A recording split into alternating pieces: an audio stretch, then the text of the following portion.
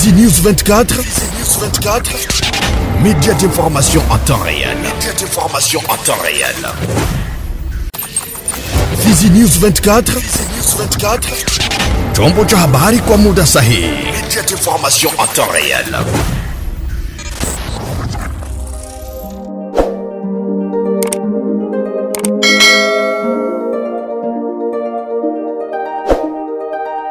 Naam, inakuwa ni furaha sana mpenzi mtazamaji wa Fizi News 24 kukutana nawe mara tena kuweza kufuata taarifa habari kwa lugha tukufu la Kiswahili. Na kuwa nikisamini uwepo wako na kukupongeza sana kwa kuendelea kutufuata kila mara.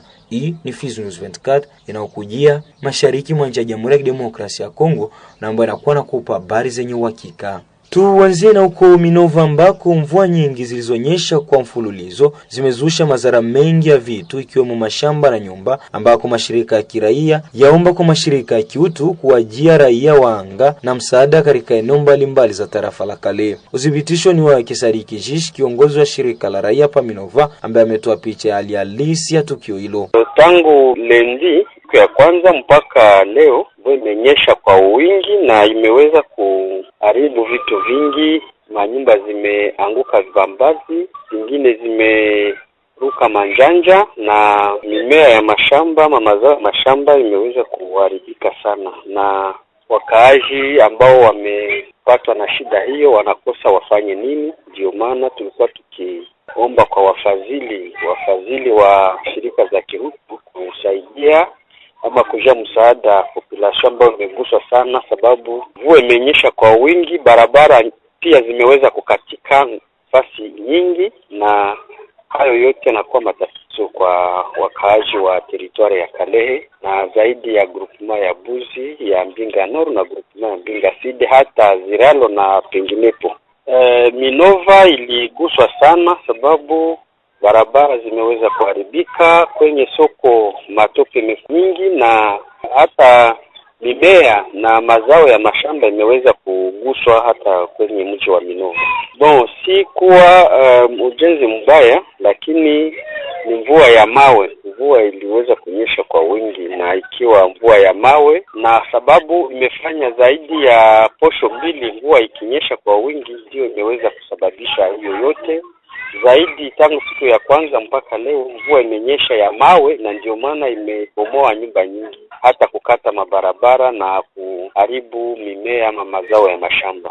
Aiza kuhusu swala daraja mbalimbali ambazo zinaripotiwa kuwa katika hali mbaya, Sariki Jish amerejea mara tena. Kwa saa hizi kilalo ya Buganga, kilalo ya Makelele, hata kilalo ya Mubimbi, zote tatu zingali zinaharibika na hazijajengewa bado. Kingali mahali mbovu sana, gari hazipite kama kawaida, na wakaaji wanakuwa na ugumu wa kutembea hata kubeba mazao ya mashamba kwenye soko. Ndio maana nasema kuwa raia wanakuwa na ugumu kutosha mazao ya mashamba kwenye miji na vijijini kupeleka kwenye soko kubwa ya Minova, kwenye poro ili iweze kwenda Kituku, kwenda Goma na kwenda kwenye soko zingine. Ni magumu kabisa. Ujumbe ni kwamba shirika za kihutu, sababu shirika za kihutu zinakuja msaada kwa serikali na kwa wakaaji. Shirika za kihutu ziweze kujia msaada wakaaji zikiwapatia mbegu, sababu mmea imeharibika, hata zikiwasaidia ili wamama wapate namuna ya kugharamia jamaa, sababu hiyo mimea ndiyo inalisha familia nyingi. Pia kufanya kazi za ili mabarabara ziweze kufunguliwa tena, na kilalo hizo tatu ziweze kujengewa. Kilalo ya Makelele inakuwa ku route nationale numero 2, kilalo ya Mubimbi huko Buganga inakuwa ku route nationale numero 2, hata hiyo ya Kishinji ambayo inakuwa ku route ya desert agricole, lakini inarelie miji tatu kabambi, Minova na mji ya Kishinji, Minova na mji ya Bwisha, na hapo kunapita mazao ya mashamba kwenda kwenye soko ya Minova, na inakuwa paradisi kwa siku hizi. Na huko Uvira ni kwamba kazi za utengenezaji wa barabara namba 30 yenye kuunganisha Bora ya Kavimvira na ile ya Gatumba nchini Burundi zimeanzishwa mara tena siku ya pili ya wiki tunayo chini ya uongozi wake gavana wa jimbo la Kivu Kusini Jean-Jacques Purusi Sadiki. Kwake Chako Changbon ane moja kati ya malida walioshiriki kwenye sherehe za uzinduzi wa kuanzishwa ujenzi wa barabara hiyo ameeleza hapa yafuatayo kutokana na yale yaliyofanyika. Siku ya pili ndio gavana wa Kivu bwana Profesa Jean-Jacques Purusi Sadiki alirelanse tena ujenzi wa barabara namba 13. Barabara namba 13 ni yenye kuiniri ama inaweka pamoja nchi ya Kongo kupitia boda ya Kavimvira pamoja na nchi ya Burundi kupitia boda ya Gatumba. Kwa mujibu wa gavana ya kwanza kuelezea kwamba barabara hiyo 13 iko financement ya Bank Mondiale ya Dunia ambayo imepatia kredi nchi ya Kongo ili kwamba ujenzi ule ukifanyika. Kwa mujibu wa gavana amesema kwamba inabidi chini ya uongozi wake na kufuatilia ukondo ama uongozi mkuu wa nchi rais ya kwamba barabara inapaswa ianze kujengwa kwa sababu pesa zote ziko tayari na Entreprise East Africa iko tayari na iko na ujuzi wote ule ambao unahitaji. Wakati kiongozi wa jimbo akisema ile, tumemsikia pia kiongozi wa ujenzi wa barabara hiyo anashimamia East Africa akisema kwamba iko tayari na hayo inaomba amani, usalama wao kuwe unafuatiliwa na watu wa Uvira wawapatie muda kwa sababu marishe yao wameipata kwa faida watu wa Uvira, na inabidi kabisa kiukweli watu waendelee kuwapatia muda wafanye kazi na wawashirikilie, na mwenye iko na malalamiko haya ni kwenye biro hapana ndani ya mabarabara, na wao wako tayari kwa muda ambao wamepewa tena na viongozi wa nchi kumalizia hiyo barabara kwa faida ya nchi hizo mbili, zaidi sana kwa faida ya wakaazi wa kiongozi wa jimbo bwana Purusi amesema kwamba yeye anafuatilia kazi inafanyika kila shida, na anaikuwa na malalamiko hayapeleke kwenye nafasi maana yake bureau ya gouvernement kupitia ministeri ya ITPR, lakini pia kwenye meri kupitia mjiji ambaye anatumika na pia na servisi ya OPD pia na bureau yake ya ITPR na urbanism nayo. Hata hivyo upande mwingine ameongeza kuwa ni vema serikali ya DRC imalize vita kwani ndio sababu ya miradi mingi kutokuwa na malizika. Lakini gavana amesema kwamba inabidi watu wa Uvira waelewe kwamba hakuna vile bila barabara, na barabara ya Uvira imetajika kwa mali yoyote ile, na rais wa nchi anaweka kabisa hiyo barabara na amani na usalama ipaumbele kwa faida ya wakaaji wa Kivu, ni watu wa Uvira. Ukweli kwamba watu wenye kunisikia waelewe kwamba barabara ya taifa namba 13 inaanzia kurompo ya Kavimvira hadi kwenye boda, hadi kwenye frontiere ya Kavimvira, lakini barabara kuanzia kwenye rompo ya Kavimvira hadi kwenye poho ya Kalundu, hiyo ni barabara namba 5, na barabara namba 5 inajengewa na pesa ambayo zimetoka kwenye mfukoni wa FONAIR ambayo iko Fond National ya Entretien. Sisi kwa tutangaza tunauoga kwa sababu haingekuwa vita kiukweli kama hizi barabara namba 5 imeshamalizika Kasenga, Mulongwe, hata pia nusu ya komini ya Kalundu, lakini vita kiukweli imechangia sana barabara namba 5 ama namba 13 lakini kama vile citoyen inaendelea kuomba Mungu kwamba vita iishe, wafanyabiashara wamalize vita yao ambao wanaijua, wamalize vita yao watupatie amani, na sisi tunasubiri tu kuona infrastructure barabara zikijengwa ili kwamba mwingine yetu ya Uvira imalizike.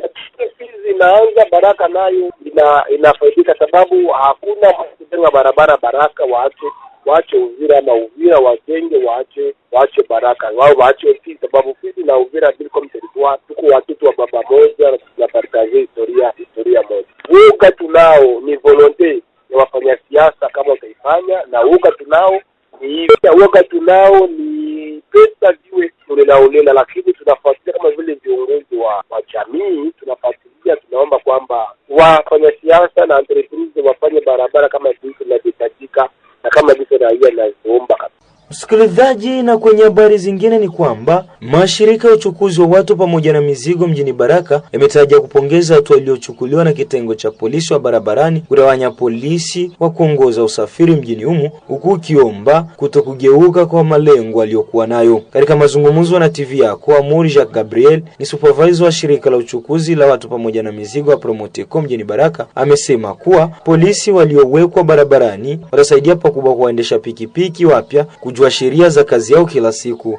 Sisi kwa ajili ya polisi ya barabarani kutumika ndani ya mji wa Baraka, yani mu centre ville ya Baraka, kwa upande wetu tuliona ni vizuri. Kwa sababu gani? Mara kwa mara sisi tunawaambia waendesha pikipiki wajikomporte vizuri vis-a-vis na sheria ambayo sisi tunayo kwa ajili ya wao kutembeza pikipiki. Sheria ni gani?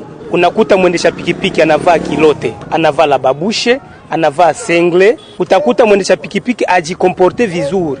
Mwendesha pikipiki ana statione makosa. Hiyo ni mojawapo ambao sisi kama vile shirika la waendesha pikipiki Promoteco tuliona hapana, haitawezekana ndani ya mji wa Baraka waendesha pikipiki hawana na ordre. Na ile ordre tuliwahi kuifasilite kwa ajili ya zile parking, kuambia wa inspector wawafukuze kwa ile mauvais stationnement, wao hawasikii. Yani wanaona wao wako juu ya sheria, na ndio maana tuliona hapana, inabidi tukimbilie kwenye serikali ya barabarani ili waje na sheria ambayo inaweza kusaidia kwa wale waendesha pikipiki wanaotoka hapa wanafika Uvira, wanafika Bukavu, Goma. Kuna nafasi ya marompo ambao waendesha pikipiki hawawezi kusimama, na ndio maana tulikuja kuona muvile yetu ya Baraka inabidi wale waendesha pikipiki waanza mwaka wa mpya wazidi kufuatilia ile code de la route ambayo inapitia wao kwa kujua kipi wanaweza kufanya ama kurespekte norme ya barabarani uswate sheria ya utembezaji pikipiki. Upande mwingine, Amuri Jacques Gabriel amewataka polisi wa barabarani waliowekwa sehemu tofauti kufahamu kilichosababisha au kuwepo pale, sio kunyanyasa waendesha pikipiki. Ujumbe kwa ajili ya polisi wa barabarani.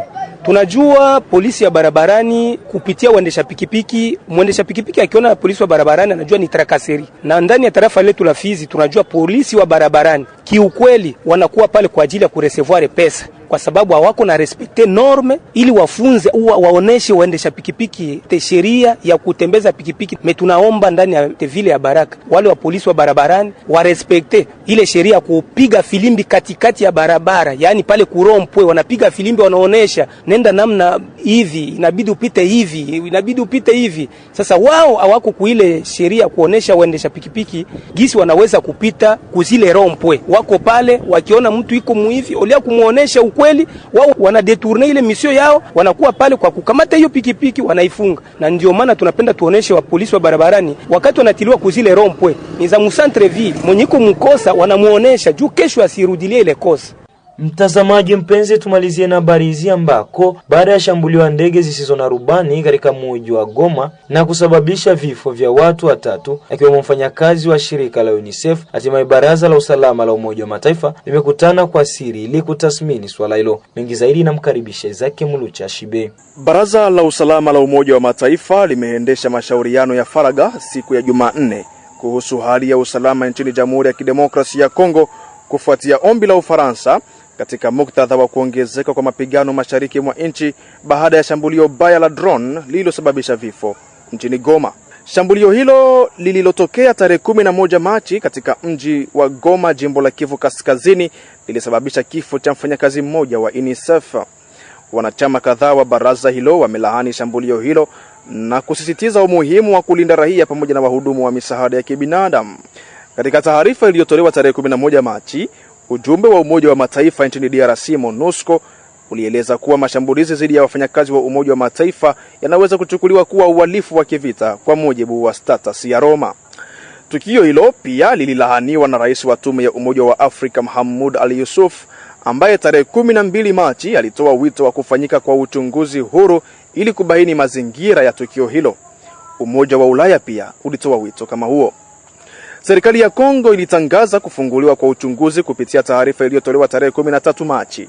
Kwa mujibu wa waraka wa ndani uliosambazwa tarehe 12 Machi na Sekretarieti ya Umoja wa Mataifa, MONUSCO ilifanya tathmini ya awali ya shambulio hilo bila kumtaja mhusika, kwa mujibu wa vyanzo vya kidiplomasia. Shambulio hilo limetokea wakati matumizi ya ndege zisizo na rubani zenye silaha drone yakiongezeka mashariki mwa DRC, ambako jeshi la serikali FARDC linaendesha operesheni dhidi ya waasi wa M23. Majadiliano ya Jumanne hii yamejikita katika juhudi za kufikiria usitishwaji wa mapigano wa kudumu. Azimio namba 2808 la Baraza la Usalama lililopitishwa tarehe 19 Desemba mwaka jana na kuongeza muda wa ujumbe wa MONUSCO kwa mwaka mmoja linazitaka pande zote mbili kutekeleza bila kuchelewa ahadi zao za kufikia usitishwaji wa mapigano wa kweli na unaoweza kudhibitishwa.